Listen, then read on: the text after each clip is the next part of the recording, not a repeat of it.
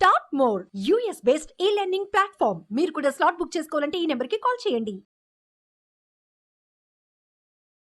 నమస్తే, welcome to Suman TV. నేను విష్ణు. ప్రస్తుతంతో పాటు amphi registered mutual fund distributor wealthy Chakradhar గారు ఉన్నారు. వారితో మాట్లాడదాం.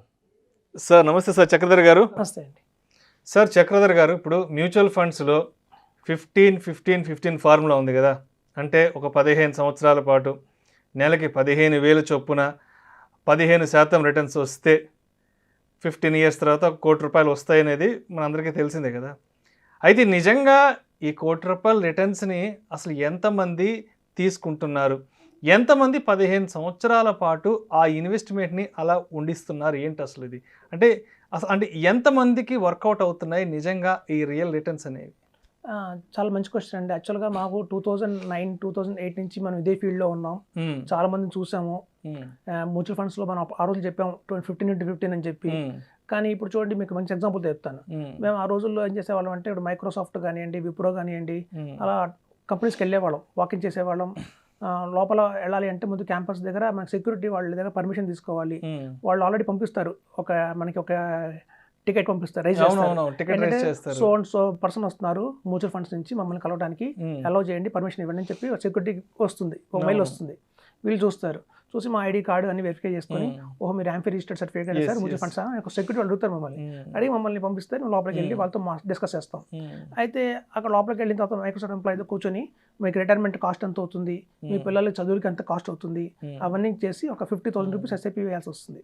యాక్చువల్గా 75,000 ఎస్ఐపి ఉంటుంది. 75,000 ఎస్ఐపి అంటే ఆయన చెప్తారంటే, ఇప్పుడు నాకు అంత బర్డెన్ లేదండి, అంత పరిస్థితి అంత లేదు, 50,000 మనం ఓకే చేద్దాం అంటారు. సరే అని ₹50,000 ఎస్ఐపి అని మనం అనుకుని ఒక అప్లికేషన్స్ చెక్స్ అని తీసుకొని వస్తాం. వచ్చిన తర్వాత ఇక్కడ గేట్ దగ్గర సెక్యూరిటీ వాళ్ళు ఉంటారు కదండి, వాళ్ళని చూసి వాళ్ళు కూడా మ్యూచువల్ ఫండ్స్లో మేము ఇన్వెస్ట్ చేసుకుంటామండి, చాలా బాగుంటుంది అంటున్నారు కదా, కొంచెం చెప్పండి మాకు అంటారు. సరే అని ఈ సెక్యూరిటీ వాళ్ళకి కూడా మేము ₹2,000 ఎస్ఐపి, ₹3,000 ఎస్ఐపి చేసేవాళ్ళం. ఒక 3 ఇయర్స్ అలా గమనిస్తేనండి ఈ ₹2,000 ఎస్ఐపి కంటిన్యూ అవుతుంది. ఈ సెక్యూరిటీ మన వాళ్ళు పెట్టే 2,000 కావచ్చు, ₹3,000 ఎస్ఐపి కావచ్చు, ఎక్కడా డోకా రాదు, వెళ్ళిపోతూనే ఉంటుంది కంటిన్యూస్గా. కానీ ఎవరైతే హై ఇన్కమ్ లెవెల్స్లో ఉన్నారో వాళ్ళకి ఖర్చులు కూడా అలాగే ఉంటాయి. అందరూ అనుకుంటాం వారు 3 lakhs ప్యాకేజ్ ఉంది, 4 lakhs ప్యాకేజ్ ఉంది, వాళ్ళు కంటిన్యూ చేస్తారు ఎస్ఐపి అనుకుంటాం. కానీ పెద్దగా ఖర్చులు వాళ్ళకే వస్తాయి. వాళ్ళకి వచ్చి ఒక 6 months, ఒక 1 year అవ్వగానే ఆ 50,000 ఎస్ఐపి కాస్త 30,000 అయిపోయి, 20,000 అయిపోయి, చివరికి ఒకసారి కొంచెం హోల్డ్ చేద్దామండి అంటారు. ఎందుకంటే జెన్యూన్ రీజన్సే ఉంటాయి. ఇప్పుడు చూడండి, మనకి కాస్ట్ ఆఫ్ లివింగ్ ఎక్స్పెన్సెస్ బాగా పెరుగుతున్నాయి. పిల్లల్ని స్కూల్లో వేయాలన్నా వాళ్ళ ఎల్కేజీకి కూడా 4 లక్షలు ఫీజు కట్టాల్సి వస్తుంది ఇంటర్నేషనల్ స్కూల్లో. సో ఇట్లాంటి ఏమన్నీ కమిట్మెంట్స్ ఎక్కువైపోయి వాళ్ళకి ఓవర్ బర్డెన్ అయిపోతుంది. సో కాబట్టి ఏంటంటే ఇలా జాబ్స్లో బ్రేక్ రావచ్చు కొన్నిసార్లు. సాలిడ్ రీజన్సే ఉంటాయి. ఫర్ ఎగ్జాంపుల్ 2008-9లో అండి, ఒక దుబాయ్ నుంచి ఒక క్లయింట్ వచ్చారు. ఆయన కువైట్లో ఉంటారు, పెట్రోలియంలో పనిచేస్తారు. ఆయన ఫస్ట్ కలిసినప్పుడు నన్ను, చక్రధర్ నాకు మంచి సాలిడ్ ఇన్కమ్ వస్తుంది అక్కడ, బాగానే ఉంది, మనం ఇన్వెస్ట్మెంట్ చేద్దాం మ్యూచువల్ ఫండ్స్లో, క్వాంట్లో చేద్దాం అన్నారు ఆయన. అప్పట్లో ఫస్ట్ వింటాం క్వాంట్ ఫండ్ గురించి. నేను ఆయన ఫ్లైట్లో తిరుగుతుంటారు కదా, ఫ్లైట్లో మ్యాగజైన్స్ పెడతారు, క్వాంట్ ఫండ్ గురించి చదివారు ఆయన, మ్యాగజైన్స్ పెడుతుంటారు. క్వాంట్లో చేద్దాం, 1 lakh చేద్దాం అన్నారు. అంటే నాకు క్వాంట్ అంతా ఓకేనండి, మంచి కంపెనీ ఎండ్ వచ్చామో, మనం పని చేద్దాం, స్ప్లిట్ చేద్దాం. ఐడిఎఫ్సి చాలా బాగుంది ఈ మధ్య, ఐడిఎఫ్సి ఆ టైంలో ఉన్న మంచి టాప్ బిర్లా వాళ్ళు కావచ్చు, అలా 20,000 కింద 5 fundsలో ఇన్వెస్ట్ చేశాను. 1 lakh చేసిన తర్వాత ఆ రోజుల్లో 14-15 ఏళ్ల క్రితం ఇన్వెస్ట్మెంట్ చేసిన తర్వాత ఆయన ఏంటంటే 8 months అక్కడే ఉంటారు కువైట్లో, 4 months ఇండియాలో ఉంటారు. అక్కడికి వెళ్ళిపోయాక ఒక 6 months వాళ్ళ మెసేజ్ కాల్ చేశారు. కాల్ చేసి అప్పుడు ల్యాండ్ లైన్ నెంబర్ నుంచి కాల్ చేసేవాళ్ళు. చేసి చక్రధర్ వస్తారు మా ఇంటికి అని చెప్తే, వెళ్తే ఒక ఎస్ఐపి ఆపేద్దామండి, కొంచెం ఏదో ఇష్యూ వచ్చింది అనేవాళ్ళు.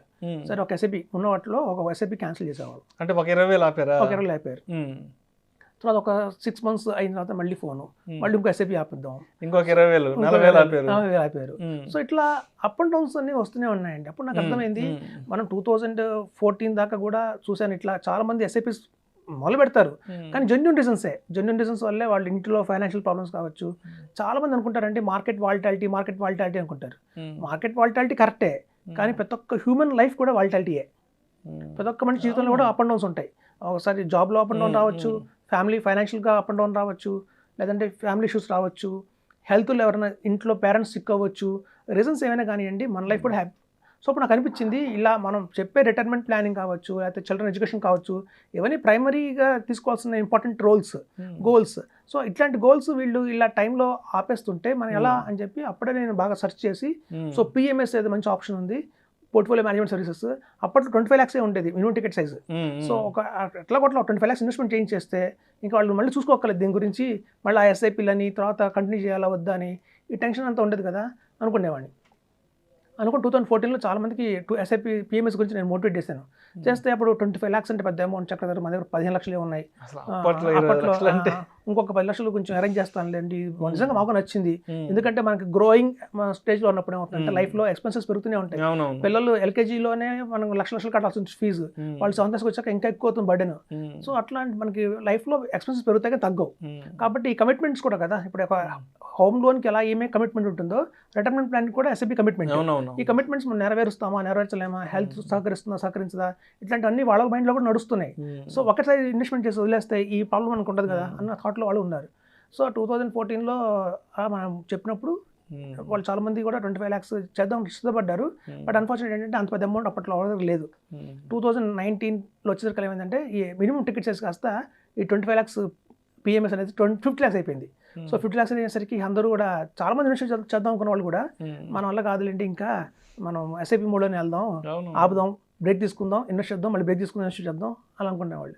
సో నా బాగా గుర్తుండే 2019లో చాలా మంది ఫీల్ అయ్యేవాళ్ళు, మనం మిస్ అయ్యామే, మంచి ప్రోడక్ట్ మిస్ అయ్యామే అని. సో ఇప్పుడు చూడండి 2014లో 25 lakhs మినిమం టికెట్ సైజ్ ఉండేది. 2019కి 50 చేసింది సెబీ మినిమం టికెట్ సైజ్ పిఎంఎస్లో. ఆల్రెడీ 5 years గ్యాప్ వచ్చింది. ఇప్పుడు 2019 నుంచి 2024లో మనం ఇవాళ ఉన్నాం అంటే మళ్ళీ 5 years గ్యాప్ వచ్చింది. సో ఇప్పుడు పిఎంఎస్ ఇవాళ 50 lakhs మనం మినిమం టికెట్స్ అయితే అనుకుంటున్నామో అది మెల్లగా 1 crore చేసే ప్రమాదం అయితే ఉంది. సెబీ ఎప్పుడైనా సరే అలా మన క్షణంగా మినిమం టికెట్ సైజ్ పిఎంఎస్లో 1 crore చేసేయచ్చు. కాబట్టి మనం వ్యూవర్స్కి చెప్తుంది ఏంటంటే ఇది ఒక మంచి ఆపర్చునిటీ కింద తీసుకొని ఒక 50 lakhs చూడండి, ల్యాండ్ కొనడం బదులు, గోల్డ్ కొనే బదులు, మనకి అన్నిటికీ ల్యాండ్ ఇప్పుడు చూడండి డిటిడిసి లేఅవుట్లో అయితే మనకి లోన్ కూడా వస్తుంది. హౌస్ లోన్లో కొనుక్కోవచ్చు, మనకి గోల్డ్ లోన్లో కొనుక్కోవచ్చు, ఇన్స్టాల్మెంట్లో కొనుక్కోవచ్చు. కానీ ఒక్క ఈక్విటీలోనే మనం ఇన్స్టాల్మెంట్స్లో కొనలేము. ఎస్ఐపి ఫార్ములా ఉంది కానీ బట్ స్టిల్ ఒక లంసమ్గా ఇన్వెస్ట్మెంట్ చేసేస్తే ఒకసారిగా మనకి రిటైర్మెంట్ ప్లానింగ్ కావచ్చు, ఏదైనా కావచ్చు, ఫ్యూచర్లో టెన్షన్ లేకుండా ఉంటుంది. సో దానికోసం ఏంటంటే ఈ ఎస్ఐపిస్ అయితే గ్యారంటీ అనండి, కానీ కొనసాగుతాయా అనేది మటుకు గ్యారంటీ లేదు. ఎందుకంటే అవుట్ ఆఫ్ 100 ఒక 3 people మనకు కంటిన్యూ చేస్తారండి చివరిదాకా, చాలా మంది కంటిన్యూ చేయలేరు. మనకి యాక్చువల్గా ఒక మంచి క్లయింట్ ఉన్నారండి డిటిసి వాళ్ళు. సో ఆయన ఏంటంటే ఒక వైస్ ప్రెసిడెంట్, ఆ రోల్లో మంచి రోల్లో ఉన్నారు. ఆయన పాపం ఎస్ఐపి మొదలుపెట్టారు, 1.5 lakh మొదలుపెట్టారు. అండ్ ఆయనకు ఒక 50,000, మిస్సెస్ ఒక 50,000, పిల్లలు ఇద్దరికి కలిపి ఒక 50,000 కదా ప్లాన్ చేశారు పాపం. చేసిన ఒక 4 yearsకి ఏంటంటే ఆయనకి లంగ్ క్యాన్సర్ వచ్చేసింది. వచ్చేసి ఆల్ ఆఫ్ సడన్గా దాన్ని కొంచెం బ్రేక్ చేసి ఆపేసి చివరికి ఫైనల్గా అమౌంట్ తీసేసుకున్నారు. సో కాబట్టి ఏంటంటే లైఫ్ ఇస్ అన్సర్టనిటీ. మనకి లైఫ్ అన్సర్టనిటీలో ఉన్నప్పుడు ఏమవుతుందంటే ఫస్ట్ మేము ప్రయారిటీ ఇస్తాం, లైఫ్ టర్మ్ ప్లాన్ తీసుకోండి, హెల్త్ ఇన్సూరెన్స్ తీసుకోండి అని. కానీ ఫైనాన్షియల్గా ఏం చేస్తారంటే ఇలా ఇన్స్టాల్మెంట్లో కాకుండా వీలైతే మనం ల్యాండ్లో పెట్టే బదులు, గోల్డ్లో పెట్టే బదులు, లేదా ఐడియల్గా ఒక విలేజ్లో ఒక స్థలం ఉంది, 1 ఎకరం 1.5 ఎకరం పొలం ఉంది, గ్రోత్ ఏం రాదు, అలాంటి వేసినా సరే ప్రాబ్లం లేదు. ఇట్లాంటి ఈక్విటీలో మంచి ప్రోడక్ట్ కాబట్టి ఒక 12 years చూడండి, ఇక్కడ నుంచి ఒక 12% CAGR చేసుకున్న 15 yearsలో ఇవాళ 70,000 స్టాక్ మార్కెట్ మనం 4 lakhs దాకా వెళ్తుంది అంచనా ఉంది. 12% వేసుకున్నా కూడా. సో 4 lakhs మనం టచ్ చే ఈక్విటీ, ఇంత మంచి ఈక్విటీ ఆపర్చునిటీని మనం ఎందుకు వదులుకోవాలి అని చెప్పి అందరూ భావిస్తున్నారు. కాబట్టి లంసంగానే పిఎంఎస్ రూపంలో కావచ్చు, ఏఎఫ్లో రూపంలో కావచ్చు ఇన్వెస్ట్మెంట్ చేసేసి వెళ్ళిపోవచ్చు. అయితే చూడండి చాలా మంది కొత్త రూల్స్ ఏంటంటే మ్యూచువల్ ఫండ్స్లో లంసంగా యాక్సెప్ట్ చేయట్లా. ఇప్పుడు ఒక మంచి మ్యూచువల్ ఫండ్లో వేద్దాం అనుకున్న లంసంగా 50 lakhs ఎన్ఎఫ్ఓ టైంలో యాక్సెప్ట్ చేస్తాయి. కానీ తర్వాత ఒక ఫండ్ కార్పస్ పెరిగిపోయింది అన్నప్పుడు ఏం చేస్తారంటే చాలా మిడ్ క్యాప్ స్టాక్ ఫండ్స్ కావచ్చు ఇవన్నీ కూడా ఆపేస్తున్నాయి. అట్ ద సేమ్ టైం ఏంటంటే మనం తీసుకెళ్లి ధైర్యంగా 50 lakhs పెట్టలేము ఒక మ్యూచువల్ ఫండ్లో, ఎందుకంటే మళ్ళీ 10 లక్షల కింద 5 funds వేయాల్సిందే. సో అలా వేసినప్పుడు ఏమవుతుంటే మనకు తెలియకుండా 500 companies అయిపోతాయి. సో అలాంటి ఇబ్బందులు ఉన్నాయి. కాబట్టి మ్యూచువల్ ఫండ్స్లో మనం పిఎంఎస్ ద్వారా మంచి లంసంగా 50 lakhs వేసేసి ఎప్పుడైనా అవసరమైతే ఒక 5 లక్షలు, 50,000, 1 lakh యాడ్ టాప్అప్ చేసుకుంటూ వెళ్ళడం బెటర్. కానీ ఈ ఎస్ఐపిలో ఏంటంటే కమిట్మెంట్ తీసుకోలేము. ఇప్పుడున్న ఖర్చులకి కమిట్మెంట్ తీసుకోలేకపోతున్నారు అందరూ. సో మనం అనుకున్నంత ఫాస్ట్గా ఎస్ఐపి వస్తుంది, ఇప్పుడు అంత ఫాస్ట్గా అయిపోతుంది. సో కాబట్టి ఏంటంటే ఇది ఒక మంచి ఆల్టర్నేట్ కింద తీసుకోవచ్చు. మీరు చెప్తుంటే నాకు కూడా ఒక సినారియో గుర్తొస్తుంది. నా ఫ్రెండ్ ఒక అతను బెంగళూరులో పనిచేస్తుంటాడు. సో నేను రెగ్యులర్గా మీలాంటి ఎక్స్పర్ట్స్ ఇంటర్వ్యూలు చేస్తుంటారు కదా, ఒకసారి ఆవేశంగా కాల్ చేసి నేను కూడా ఎస్ఐపి చేద్దాం అనుకుంటున్నాను, మంత్లీ ఓ 10,000 పెడదామని చెప్పి నాకు కాల్ చేశాడు ఒక 2 years బ్యాక్. సరే మీలాంటి ఒక ఎక్స్పర్ట్ నేను అతనికి పరిచయం చేశాను, ఇన్వెస్ట్మెంట్ స్టార్ట్ చేశాడు. ఒక 4 months 5 months మేబీ ఆపేశాడు. ఒకరోజు నేను అడిగాను, ఎరా ఇన్వెస్ట్మెంట్ ఎందుకో మాట్లాడి ఊరు వెళ్ళినప్పుడు అడిగాను, లేదు నేను ఆపేసేసాను. అదేంటి ఆ రోజు అంత ఆవేశంగా కాల్ చేసి నెలకు 10,000 ఎస్ఐపి చేద్దాం, లేదు నాకు ఫ్యామిలీ కమిట్మెంట్స్, పిల్లల స్కూల్ ఫీజులు అని చెప్పి నా వల్ల కావట్లేదని చెప్పి 3rd month 4th month ఆపేసేసాడు. So అంటే ఇప్పుడు మీరు ఇందాక ఎగ్జాంపుల్ చెప్పారు కాబట్టి నాకు కూడా ఆ సినారీ గుర్తుకొచ్చింది. కామన్ అండి. యాక్చువల్గా అంటే ఆపడం, పాజ్, మళ్ళీ కంటిన్యూ చేయటము, మళ్ళీ కంటిన్యూస్ సేమ్ అమౌంట్తో కంటిన్యూ చేస్తారని గ్యారంటీ లేదు. తగ్గించి కంటిన్యూ చేయటము, ఇట్లాంటి అన్ని ఆబ్స్టకల్స్ అయితే చాలా ఉన్నాయండి లైఫ్లో. అది జనరల్గా మనం చూస్తున్నాం మా ఎక్స్పీరియన్స్ ప్రకారం. అవునవును. కానీ అవుట్ ఆఫ్ 100 ఓన్లీ 5 మెంబర్స్ మనం కంటిన్యూ చేస్తారు. Yes, yes. రిమైనింగ్ 95 మెంబర్స్ మాత్రం కంటిన్యూ చేయండి. Right. Thank you so much Chakradhar గారు. థ్యాంక్స్. సుమన్ టీవీలో మీ పర్సనల్ అండ్ బిజినెస్ ప్రమోషన్స్ కోసం కింది నెంబర్కి కాంటాక్ట్ చేయండి.